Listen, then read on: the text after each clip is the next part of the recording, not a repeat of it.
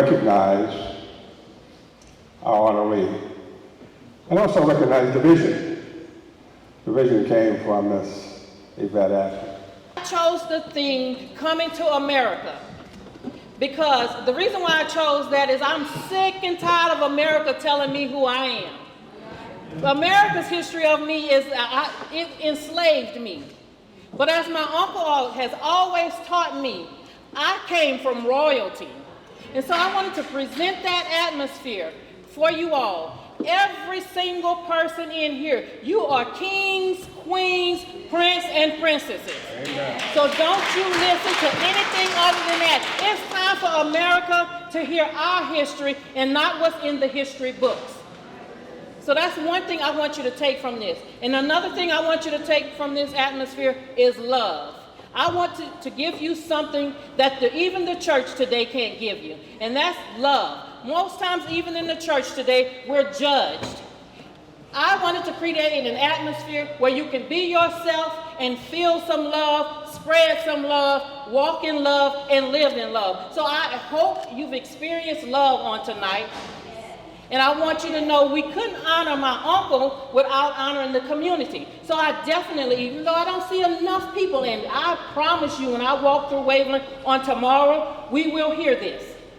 Even though we don't have enough community people here, I did this for the community as well. Because although we're all spread over this, some on the East Coast, some on the West Coast, we came together because we wanted this community to know that no matter how far apart we are, we still love home, because home is where the heart is.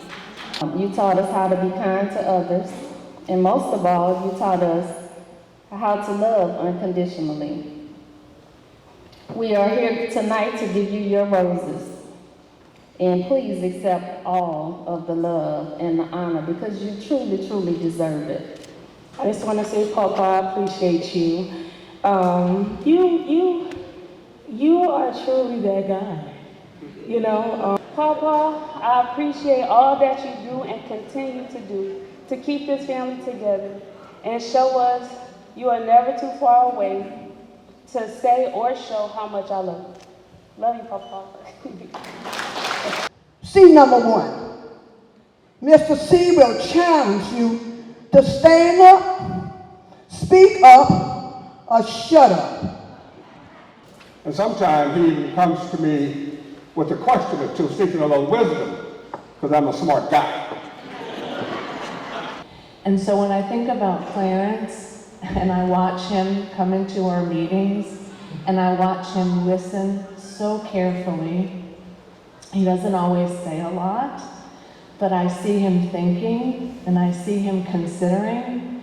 And we often talk after the meetings, and he shares with me how important some of these things are to him, and how honored he is to be a part of our library board. As the chairman of the Human Resources Board, we can always count on him to be available, to help, to listen, and to guide us with his great wisdom. And I don't care where I go or where you go, you know who you're going to run into? Clarence Harris.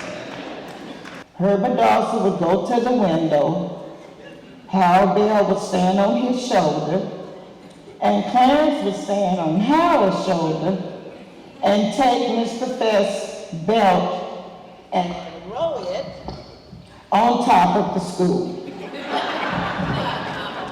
At that time, Mike Lee and Jimmy Johnson had come to redo the roof at the school. They were working for Dillman's Roofing Company. They said they had never seen so many belts on top of the school before in their life. Sometimes I'm a little down, and Clarence listens, and he'll give a little bit of direction. He won't be telling you that he's advising you, but you get that. And the real blessing was, out of everybody that calls themselves my friend, my associate, or my buddy, when I done my first golf tournament in Houston, he got in his car, He drove to Houston and he stood by my side. And I want to tell you, thank you. He loved his community, he loved his family, he loved his people. He just loved people. And he just do good for everybody. He's working. He's supposed to be retired from work, but he's still working. Clarence came in rolling, rolling, rolling in a blue Plymouth. Big, beautiful rims and big tires. He was cool. Clarence drove that car, and I know that was the best thing and best love of his life, because when I tell you, if a spot got on it, he was out there wiping it. As y'all all know, I'm the one that's right by his side. Wherever you see him, you see me. And I take that as a blessing, because my uncle is telling me and showing me everything that I need to do to be where he at. The role of a great leader is not to give greatness to human beings, but to help them extract the greatness they already have in themselves.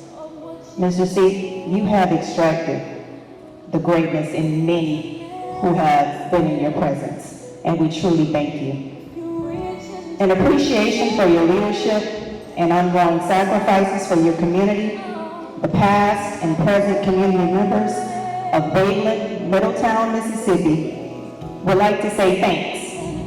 Your wisdom and dedication have impacted so many of us and have inspired us to continue a service of giving back.